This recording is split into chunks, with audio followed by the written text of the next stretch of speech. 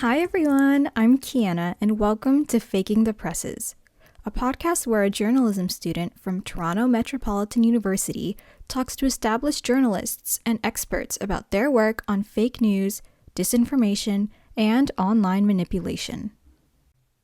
In this second part of my interview with Jeff Kao, we finished talking about his 2021 piece for ProPublica and the New York Times called How China Spreads Its Propaganda Version of Life for Uyghurs. We discussed the motivations behind making and spreading propaganda videos, the effects of the videos, Jeff's debunking process, and much more. So, let's get into the episode. Other than, I guess, support, what did the government gain or profit from the fake news on these videos? It's hard for me to say specifically. As more of an outsider, I think I think it's clear that there's a national interest to sort of quash like narratives that don't make the country look good, right? So I think that is like a very clear interest that they have.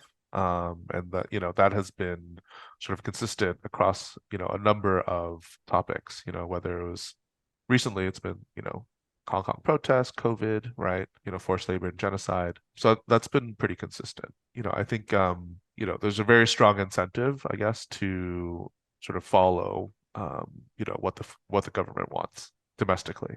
Right. They were just selfie videos, right? They weren't like, look over here, I'm fine. Or was it just like a script read or Some of them were like better produced than others. They would actually, have like I guess what you call B-roll, where you could see somebody like walking through a shop and introducing, the wares that they were selling because, they're a successful shop owner or whatever. Or like a drone video of like a cotton tractor moving through the fields, which is like kind of odd. Definitely felt like a lot of them were sort of mismatched, right? Like, there'd be a selfie video, then all of a sudden, who spliced this clip of a drone flying over cotton fields. The production quality was like variable, because I think it came out of like different local propaganda offices, right?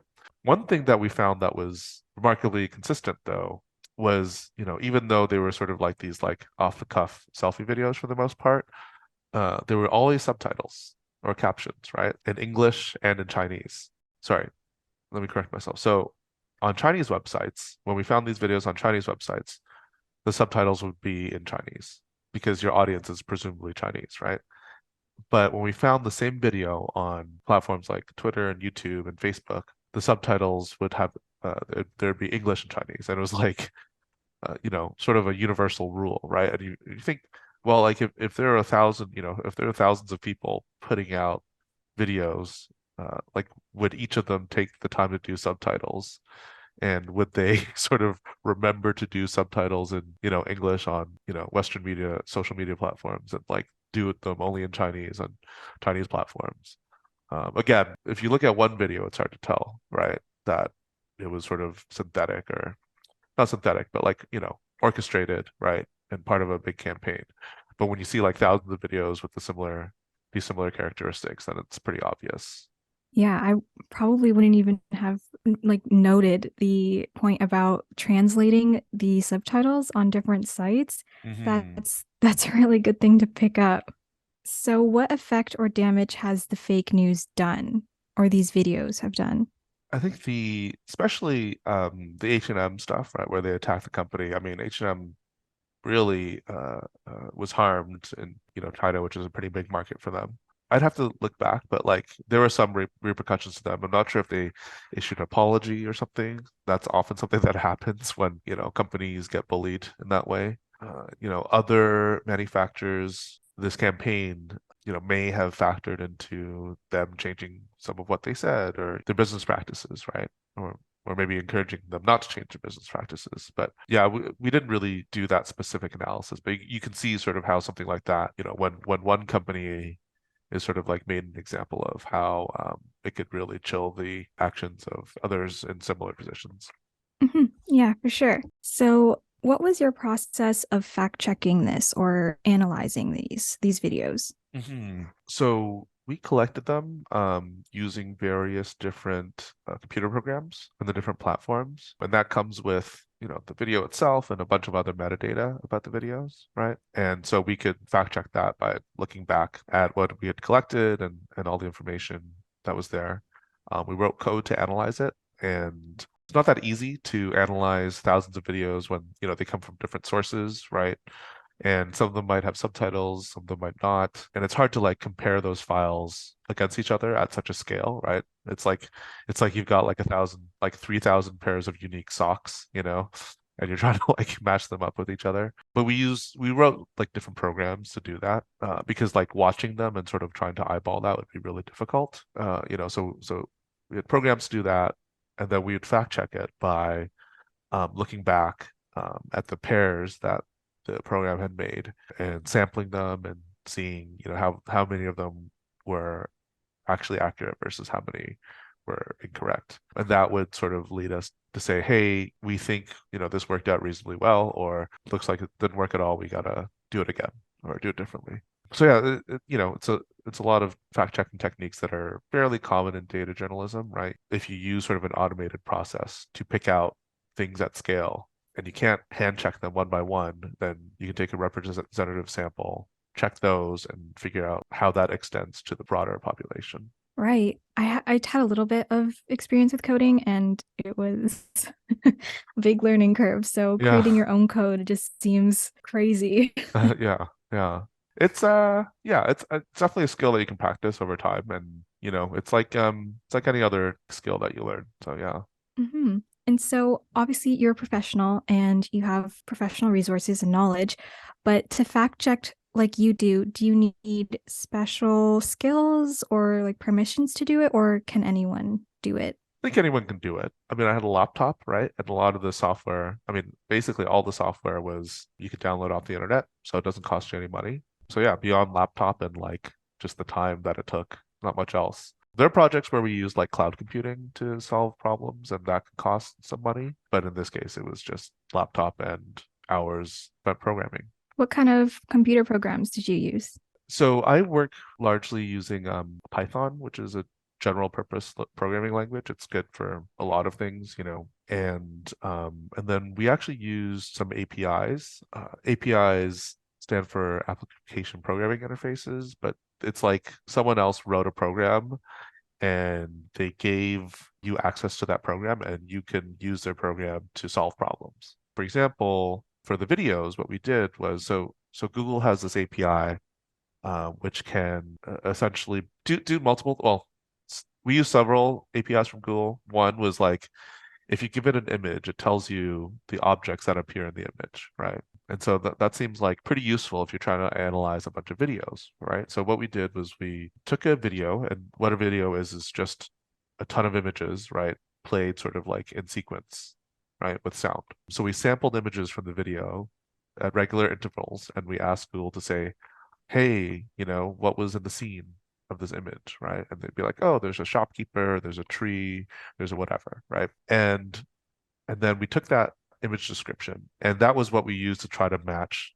videos with each other. So that was like one thing that was pretty useful. And the reason why we did that was because these videos came from like all different sources, right? So some of them were like much better quality than others. Some of them had like different watermarks and things like that. So you couldn't just like compare file to file. That would work out properly, right?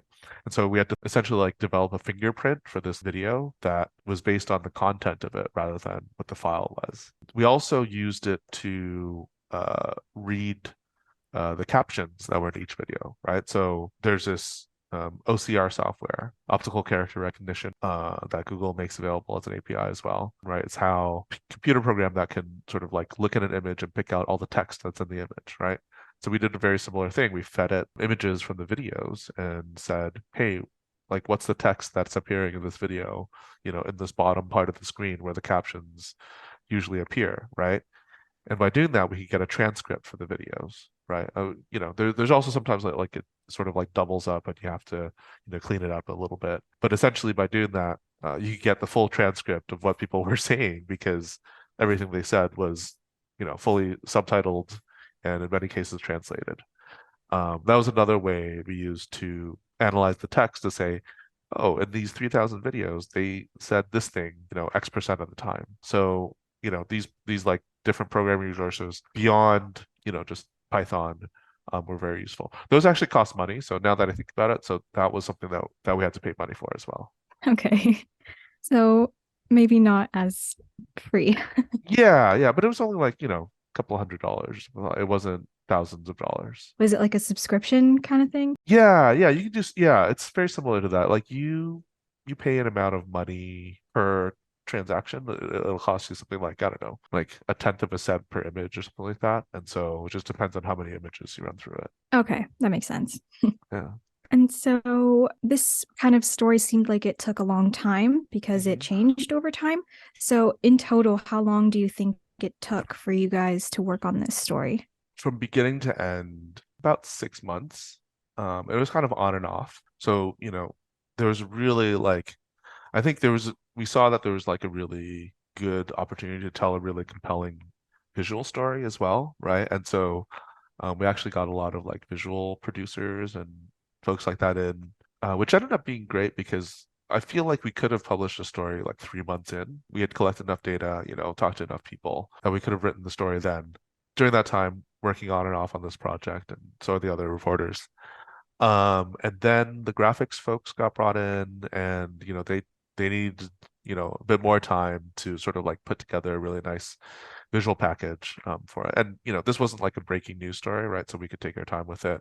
We were like definitely worried about someone else writing about this at the same time because we would see people on Twitter being like, "Hey, like what's up with these what's up with these videos? They're so strange." But the fact that it took them a while to sort of like, make it look really like nice and interactive, I think it helped like the story, right? Like it really made an impact. Like people I knew from like before journalism, like emailed me, were like, "Wow, like this is a cool, this is a cool thing you made," and like that never happens. So that was really neat. And we were also able to collect much more data as well, right? Like I mentioned, the cotton campaign didn't start until like March, April, and so we could have done a story in like February, yeah. But uh, I don't I don't remember when this eventually published. It published in June. Cool. And obviously it did well, but were there any other cool things that came from the story being published?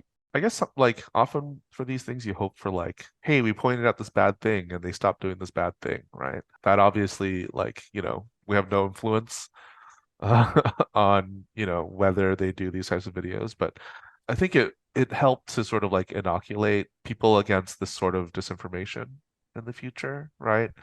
I think back at the very beginning, right? I mentioned that literally like their foreign affairs officials, their diplomats, people who are spokespeople on behalf of the country, were tweeting these out, retweeting these videos out, right? And so the hope is now when they send these videos out to their, millions of followers that people can point out, hey, you know what, this is actually, a government-backed propaganda campaign. Yeah. And so, what would your advice be for everyone or anyone to identify fake news in their daily lives?